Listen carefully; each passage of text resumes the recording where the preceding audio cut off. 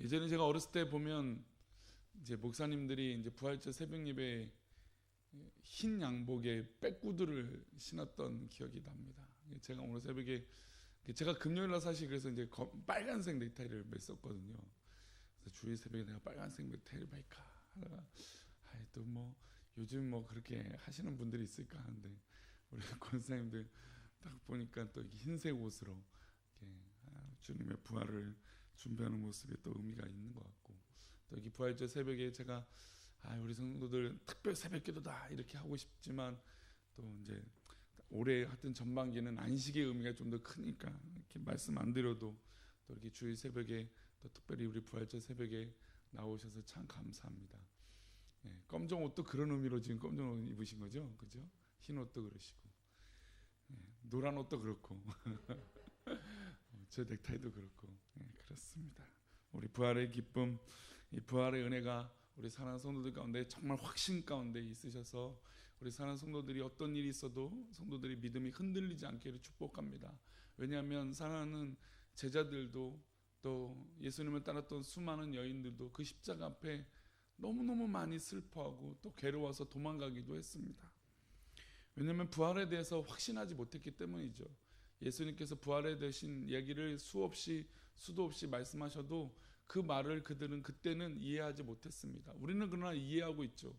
우리 예수님을 믿고 있고 그 부활하신 주님을 알고 있고 기도했던 것처럼 다시 오실 우리 예수님을 알고 있기에 우리는 날마다 부활이고 날마다 주님과 함께하는 은혜가 그런 의미에서 있는 줄 믿습니다. 오늘은 레위기 25장의 말씀을 통해서 안식이라고 하는 의미를 잠시 살펴보고자 합니다. 쉬는 것은 누구에게나 귀한 일이고 쉼이 있는 인생은 하나님께서도 원하시는 것입니다.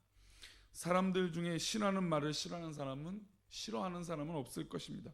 쉬세요, 또 휴가를 가지세요, 이런 말을 아마 좋아할 것입니다. 학생들이 가장 바라는 날은 방학일 것이고 또 직장인들에게 바라는 날은 휴가일 것입니다. 그럼 엄마들이 좋아하는 날은 뭘까요? 밥 안 하시는 날이 좋으신 날인가요? 식사를 준비 안 하신 날인가요? 어쨌든 쉼이라고 하는 것, 쉬라고 하는 날은 참 사람들마다 좋은 의미로 다가올 것입니다. 그런데 사람들은 그 쉼이라고 하는 것을 얘기할 때 자격을 따집니다. 뭐라고 따지냐면 그 일도 못하면서 무슨 쉴 자격이 돼 라고 이야기한다는 것이죠.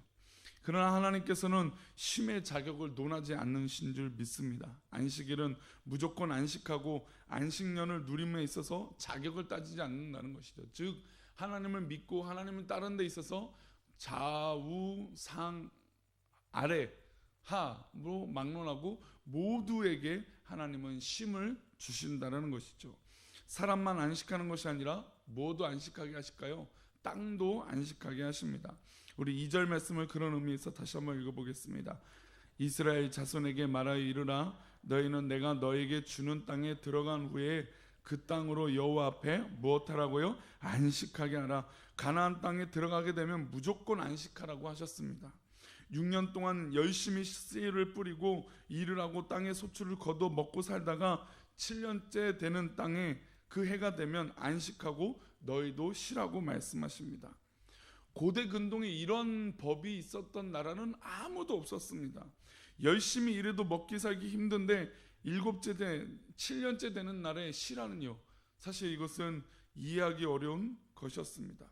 이렇게 쉬면 남들과 싸워서 이길 수 있을까요? 이렇게 쉬어버리면 남들과 경쟁해서 싸울 수 있었을까요?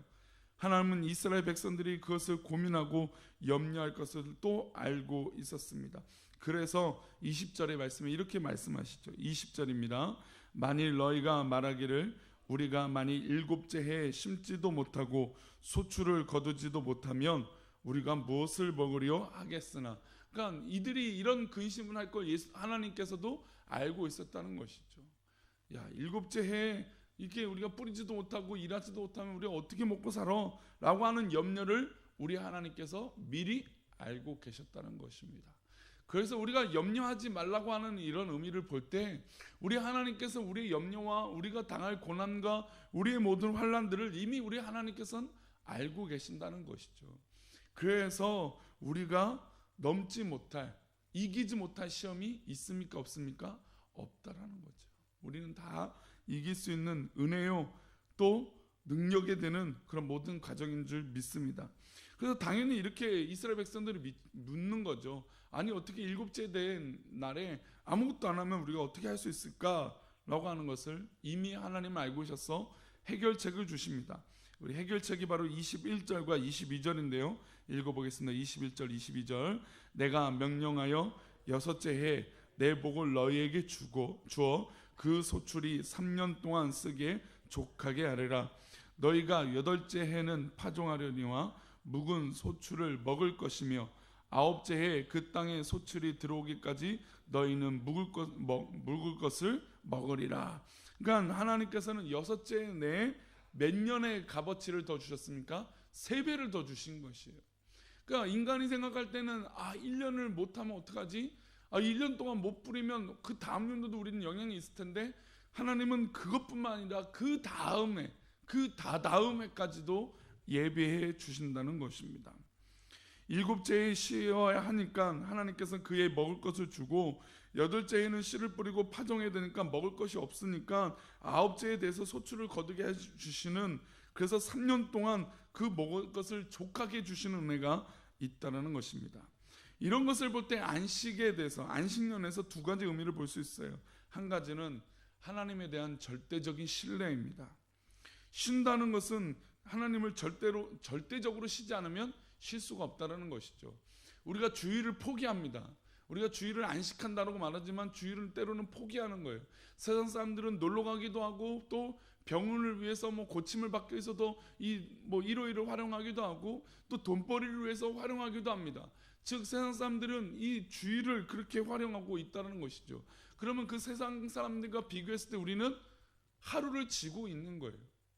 그러나 우리는 지는 것이 아니라 우리는 이기는 사람들인 줄 믿습니다. 왜냐하면 이 주일의 의미가 무엇입니까? 바로 우리가 나눴던 일주일 동안 나눴던 것처럼 이 고난주간 끝에 결국엔 무엇이 옵니까? 부활이 오는 거예요. 우리 믿음의 사람들의 섭리는 이 고난의 끝에 뭐가 있습니까? 부활이 있다는 것이죠.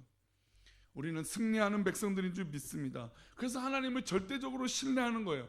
안식해서 내가 포기하고 지는 게 아니라 안식하기 때문에 더 큰 은혜가 우리 가운데 있다라는 것이죠. 내가 지금 쉬고 아무것도 하지 않으면 굶어 죽을 것 같은 염려가 될 수도 있습니다. 그러나 오늘 말씀대로 그대로 붙잡고 나아간다면, 믿고 쉰다면 오히려 하나님께서 더 많은 것을 채워주실 줄 믿습니다. 그러므로 안식년은 하나님에 대한 신적인 전제, 또 신적인 신뢰, 전적인 신뢰가 확인되는 기간이라는 것이죠.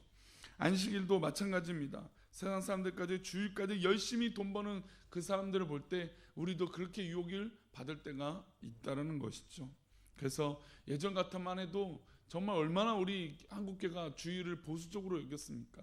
주일에 돈도 써서는 안 되고 또 주일에 일해서도 안 되고 주일에 어떤 정말 모든 것들을 금지시키면서 이 주일의 성수를 위해서 고백했던 것을 기억합니다. 물론 문화적인 것으로 많이 바뀌었어요. 그렇죠? 또 시대가 많이 바뀌었어요. 그럼에도 불구하고 주일이 주는 가장 큰 의미는 안식이에요. 안식. 하나님께 은혜를 받음으로 하나님 말씀을 들음으로 이 안식하는 데 방해되는 것이 있어서는 안 된다는 것이죠. 우리 사랑하는 성도님들, 오늘 부활주일에 참된 안식과 기쁨이 있기를 축복합니다. 한 가지 더 고민할 수 있는 건 이 안식년을 볼 때 우리의 집착을 내려놓는 과정이에요. 왜냐하면 안식하기 위해서는 내가 막 집중하고 있었던 거, 내가 누리고 있었던 거, 내가 해야 될 것들을 내려놔야 돼요. 집착하고 있는 것을 내려놔야 돼요. 그런데 그것이 쉬울까요? 하나님께서 주신 땅을 열심히 경작하고 살다 보면 원래는 내 것이 아니에요. 이건 하나님 거예요.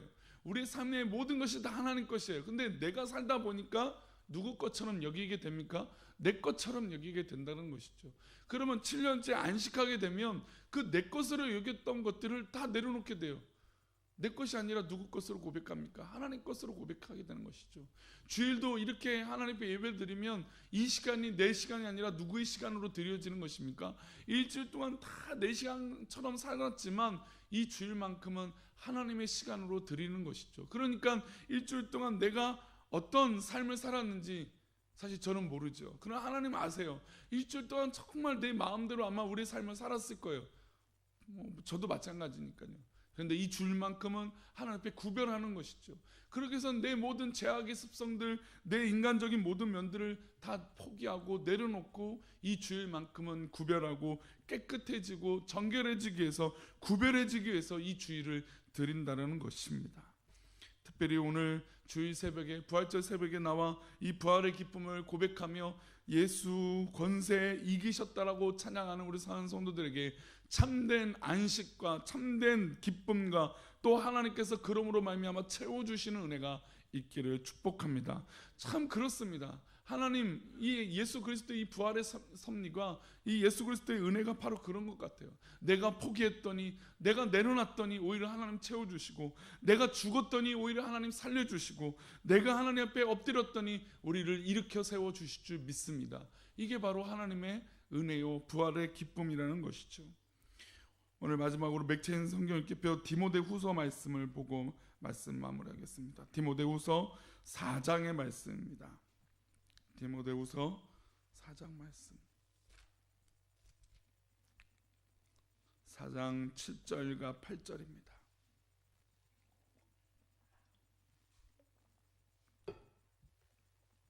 디모데후서 4장 7절에서 8절 두 절 말씀 함께 읽겠습니다. 신약 346페이지입니다. 나는 선한 싸움을 싸우고 나의 달려갈 길을 마치고 믿음을 지켰으니 이제 후로는 나를 위하여 의의 면류관이 예배되었으므로 주 곧 의로우신 재판장이 그날에 내게 주실 것이며 내게만 아니라 주의 나타나심을 사모하는 모든 자에겐 또니라. 아멘. 제가 이 말씀을 가지고 한 가정에 가서 신방을 하면서 나눴던 말씀이기도 하는데요. 이 말씀을 통해서 느낄 수 있는 건, 오늘 특별히 이 부활주일에 통해서 느낄 수 있는 건 무엇이냐? 바로 나는 선한 싸움을 싸우고 나의 달려갈 길을 마친다는 것이죠. 어떻게 보면 우리는 한 일주일에서 7일에서 6일 동안은 이렇게 믿음의 싸움을 싸우는 것이에요. 이 세상 사는 건 녹록지 않습니다. 그렇죠. 얼마나 우리를 공격하고 또 우리를 넘어뜨리려고 하는 모든 어떤 거짓들, 또 우리를 황폐하게 만드는 그런 것들, 또 예수님을 죽이려고 했던 그 모든, 또 심지어 죽였던 그런 모든 악한 권세들이 우리 가운데 있다라는 것이죠.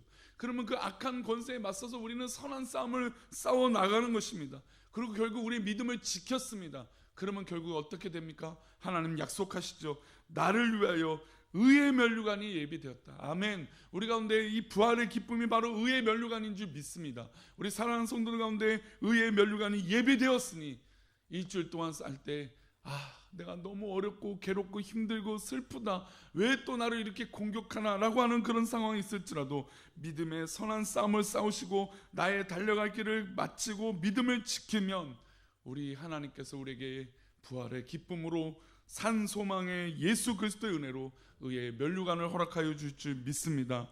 우리 주님께서 우리 사랑하는 성도들의 삶 가운데 이 부활의 기쁨을 날마다 허락하여 주실 줄 믿습니다. 오늘 부활주일에 그런 의미로 부활의 기쁨으로 참 능력으로 의의 면류관이 또 그 축복을 누리시는 우리 사랑하는 성도님 되시길 축복합니다. 예수 부활하셨습니다. 우리 예수 부활하심이 우리 사랑하는 성도들 가운데 넘치기를 축복합니다. 기도하겠습니다. 하나님,